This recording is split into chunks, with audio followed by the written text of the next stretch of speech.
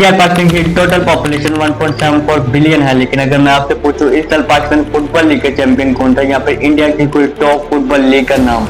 I know बहुत से लोग जवाब नहीं दे पाए होंगे, लेकिन Barcelona, real Madrid, Manchester United को हम जानते होंगे क्योंकि रोनाल्डो और मेसी इन क्लब से खेलते हैं।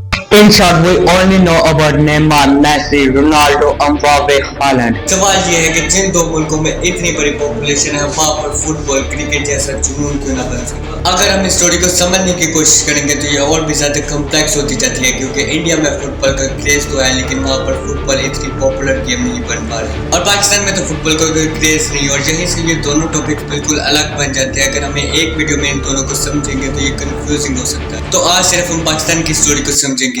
So let's start the story.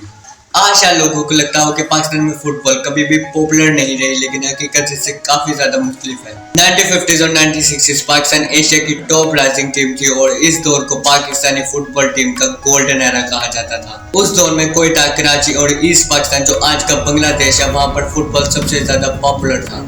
Football सिर्फ खेला नहीं जाता था, बल्कि उसे देखने के लिए हजारों लोग स्टेडियम भर देते थे। और उस वक्त डिपार्टमेंटल और रीजनल फुटबॉल का निजाम बहुत ज्यादा स्ट्रॉन्ग था, और पाकिस्तान ने 1954 में AFC एशियन फुटबॉल कॉन्फेडरेशन की मेंबरशिप हासिल की। इस साल पाकिस्तान ने एशियन गेम्स में श्रीलंका को 6-0 से डिफीट किया, जबकि सिंगापुर को 6-2 से हराकर सबको हैरान कर दिया। 1960s के मर्द का टूर्नामेंट में थाईलैंड को 7-0 से डिफीट किया, और जबकि जापान को उसी टूर्नामेंट के अंदर 3-1 से हराया। वही जापान था जो आज एशिया की सबसे स्ट्रॉन्गेस्ट फुटबॉल टीम है। उस दौर के सबसे फेमस फुटबॉलर्स में से क्यूम अली चंगेजी का नाम सबसे पॉपुलर था। 1965 के कोलंबो कप में उन्होंने पामा के खिलाफ हैट्रिक स्कोर की, और फैंस उन्हें प्यार से पापा कहते थे, और कुछ फैंस उन्हें एशियन पहले भी कहते थे। इसी तरह से अब्दुल गफूर को भी लोग पाकिस्तानी पहले कहते थे। उनकी परफॉर्मेंस ने पाकिस्तानी फुटबॉल टीम को एक नई पहचान दी। पाकिस्तान की शोहरत सिर्फ एशिया तक महदूद नहीं, बल्कि 1967 में अमेरिकन क्लब डोस्ट मैडो भी पाकिस्तान मैचेस खेलने के लिए आए थे।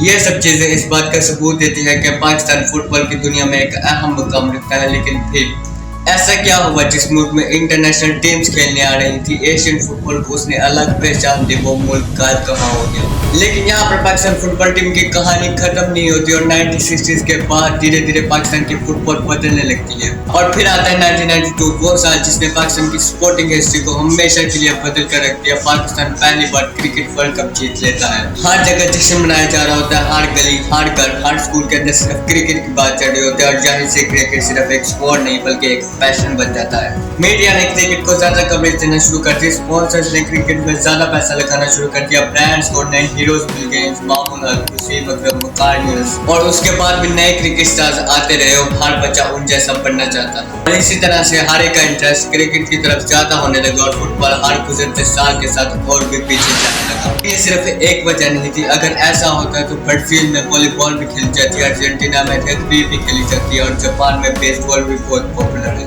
लेकिन इन मुल्कों के फुटबॉल सिस्टम दुनिया के सबसे स्ट्रॉन्गेस्ट फुटबॉल सिस्टम है। तो पाकिस्तान में प्रॉब्लम क्या है? प्रॉब्लम सिर्फ एक नहीं बल्कि बहुत ज्यादा है। फुटबॉल तभी पॉपुलर बनेगी जब लोगों को इंटरेस्ट उसकी तरफ आएगा, और इंटरेस्ट तभी आएगा जब फुटबॉल टीम कुछ विन करेगी, और विन तभी करेगी जब ये प्रॉब्लम सॉल्व होगी। सबसे पहली वजह वीक डोमेस्टिक लीग। हर एक बड़ी फुटबॉल नेशन के पास कोई ना कोई लीग है। इंग्लैंड के पास है प्रीमियर लीग, स्पेन के पास है ला लीगा, और जर्मनी के पास है बुंदेसलीगा। शायद पाकिस्तान के टॉप डोमेस्टिक फुटबॉल लीग का किसी को पता ही ना हो। पाकिस्तान की गवर्नर फुटबॉल बॉडी का नाम है PPF, पाकिस्तान फुटबॉल फेडरेशन, और पाकिस्तान के टॉप डोमेस्टिक लीग का नाम है PPL, पाकिस्तान प्रीमियर लीग, जो कि 2004 में इस्टेब्लिश की गई थी। लेकिन पाकिस्तान के टॉप डोमेस्टिक लीग कभी भी उस लेवल तक डेवलप ना हो सकी, और क्लब्स को भी कभी भी लॉन्ग टर्म स्टेबिलिटी ना मिली, और जब प्लेयर्स को कम्पिटिटिव मैच नहीं मिलते तो उनकी डेवलपमेंट रुक जाती है। और दूसरा मसला था फेडरेशन पॉलिटिक्स। पॉलिटिक्स तो वैसे तो पाकिस्तान की फेवरेट गेम है। पॉलिटिक्स सिर्फ फुटबॉल फेडरेशन के अंदर नहीं बल्कि पाकिस्तान में हर जगह है। क्रिकेट हर जगह जहां भी आप देखेंगे। फुटबॉल को इम्प्रूव करने के बजाय फेडरेशन इलेक्शन डिस्प्यूट्स और लीडरशिप कॉन्फ्लिक्ट में उलझी रही। इसी वजह से डोमेस्टिक लीग्स भी अफेक्ट हुई, प्लानिंग भी रुक गई, और फुटबॉल की डेवलपमेंट भी धीमी हो गई।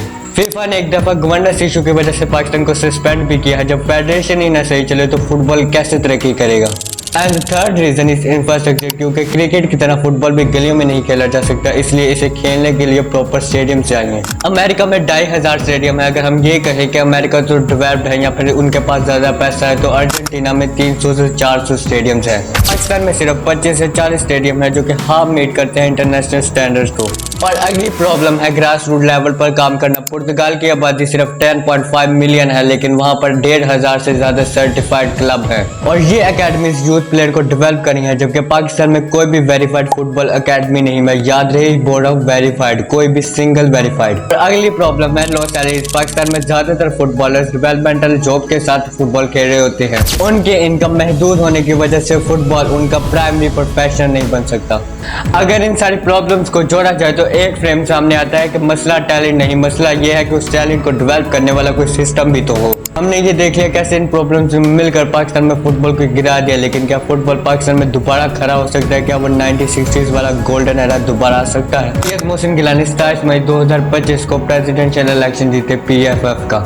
इन्होंने 13 वोट स्कोर किया और हराया तलहा को, जिन्होंने 11 वोट हासिल किए थे। PFF की बहुत इंटरेस्टिंग स्टोरी है, अगर किसी वीडियो में बोलोगे तो सुना दूंगा। लाइक लीडरशिप की लड़ाई और पॉलिटिक्स, करप्शन, ये सब कुछ PFF में हुआ, जिसकी वजह से पाकिस्तान में फुटबॉल इतनी ज्यादा नीचे गिर गई। और न्यू लीडरशिप भी यही कह रही है कि हम कम्प्लीटली न्यू डोमेस्टिक लीग को लाएंगे और आउटडेटेड डिपार्टमेंट से प्रोफेशनल फ्रेंचाइज की तरफ मूव करेंगे और न्यू हाईली प्रोफेशनल स्टाफ को हायर करने का दावा किया और new professional management like director of football operations को हायर करेंगे। इसके बाद नेशनल कप दोबारा ऑर्गेनाइज किया जाएगा। डिस्ट्रिक्ट फुटबॉल चैंपियनशिप का प्लान अनाउंस किया गया। पाकिस्तान ने 2026 मलेशिया में डायमंड जुबलीज इंटरनेशनल फुटबॉल टूर्नामेंट भी जीता। ये सब डेवलपमेंट्स एक बात बताती हैं कि शायद पाकिस्तान में टैलेंट की नहीं कमी, शायद उस टैलेंट को डेवलप करने वाले सिस्टम में कमी है। पाकिस्तान में फुटबॉल शायद तब पॉपुलर हो जब पाकिस्तान फुटबॉल टीम कुछ करे। क्रिकेट शायद इसीलिए देखा जाता है कि उसमें थोड़ी इज्जत है, लेकिन अब लगता है वो भी नहीं रही। ऐसा ना हो कि पाकिस्तान में क्रिकेट का हाल भी फुटबॉल जैसा हो। जानते हो कि पाकिस्तान में नंबर 1 स्पोर्ट कौन सा है? Politics. Politics is the number 1 sport of Pakistan.